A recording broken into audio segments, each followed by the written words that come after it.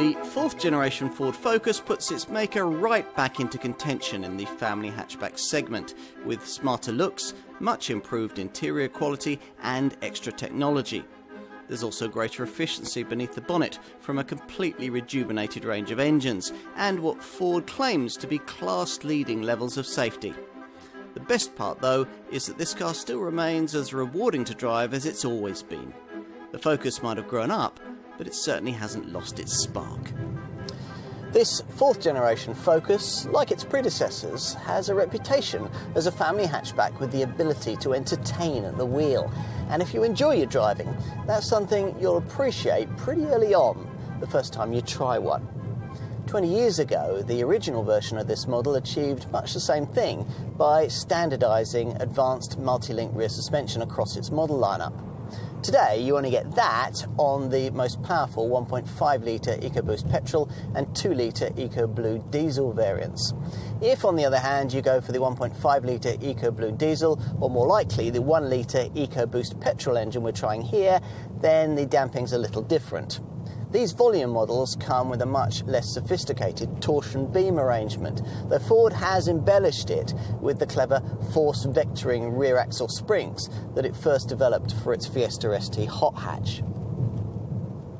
As a result, the ride isn't overly firm, but body control through the bends is still exemplary, allowing you at the wheel to make the most of the stiff new C2 platform, the feelsome power steering and the torque vectoring control system that helps you get the power down through the bends. It all combines to create a car that really can still reward at the wheel, even in its most affordable forms. There's still nothing else in this segment that feels quite the same. Yet it still does the sensible stuff well too, being decently refined with confident braking and a lovely tactile gear shift. Efficiency is up to scratch even if you select one of the mainstream petrol engines, all of which are 3 cylinders in size. Most tend to go for the 1 litre unit we're trying here, offered with either 85, 100 or 125 PS. The latter option, which is what I'm driving now, manages 58.9 miles to the gallon on the combined cycle and 108 grams per kilometre of CO2. That's providing you select the most frugal of the 3 provided standard driving modes. Eco, Normal and Sport settings are also available. The quicker power plants can be ordered with the option of Ford's latest 8-speed auto gearbox, which adapts to your driving style. Here's a car that's grown up, matured in almost every way. You might, like us, wish that Ford had been a touch more adventurous about this fourth generation Focus model's design, but you can see at a glance that it better meets the key criteria for the kind of car a family hatchback should be. The wheels are further apart, the glass area is larger, the overhang shorter. All of this part of the brand's current human-centric design philosophy. Now, to some extent, that works. Put this improved Focus next to its predecessor, and it certainly looks a more expensive proposition. Let's take a seat up front, where Ford hopes you'll find the ambience of this fourth generation model much more inviting.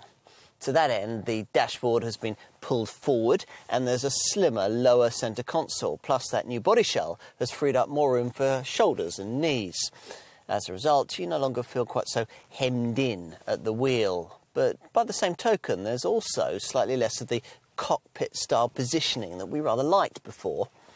You can't fault the cleaner, sharper ergonomics, though, aided by a massive 50% reduction in button clutter, with as many functions as possible relocated to this prominent Sync 3 infotainment screen that, in keeping with current automotive fashion, sprouts from the top of the dash.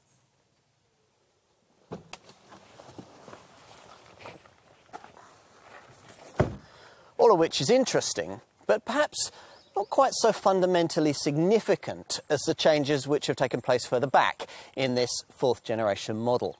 The space on offer here certainly doesn't redefine what the family hatchback segment can offer, but it does at least now typify it. In a Focus, backseat folk are, at last, now treated much as they would be in a rival Golf, thanks to 56mm more knee clearance, 78mm more legroom, and 60mm more shoulder room.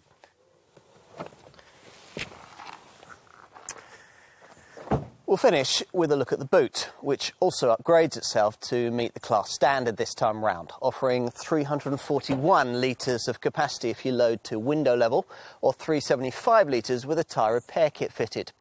Now, a typically specified estate model fitted with a mini spare offers up to 575 litres. Fold down the 60-40 split folding rear backrest, and between 1,250 and 1,320 litres of space can be freed up in this hatch model, depending on the size of spare wheel you decide upon. An estate fitted with a mini spare will give you up to 1,620 litres. Has any car had more of an impact on modern era motoring than the Ford Focus? Other manufacturers can better this car in some regards, but they still can't make their family hatchback contenders drive like a Focus. It's true that there are some caveats in that regard.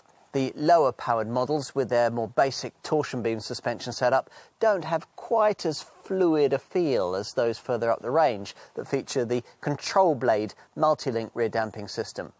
Even in its most basic form, though, this Focus remains an entertainer at heart, a car you'll feel at one with thanks to its progressive body control and steering precision. As a result, it's still a default pick amongst family hatchbacks if you like your driving.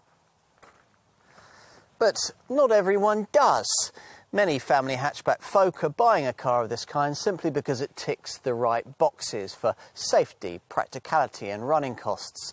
And I've a suspicion that it's these people who'll have their perceptions most changed by this much improved Mark IV model. They may, like us, wonder why it couldn't have been just a touch more visually interesting and wish for a slightly more classy cabin. But they'll certainly like the responsively frugal new generation engines, the higher safety standards, the improved quality, and the fact that at long last there's decent rear passenger and luggage space. In short, if you can afford the asking prices, you'll find that here's a family hatchback that now has its priorities right. A car that's grown up, but one that still knows how to enjoy itself. Smarter and more sensible, it is, more than ever, number one for a reason.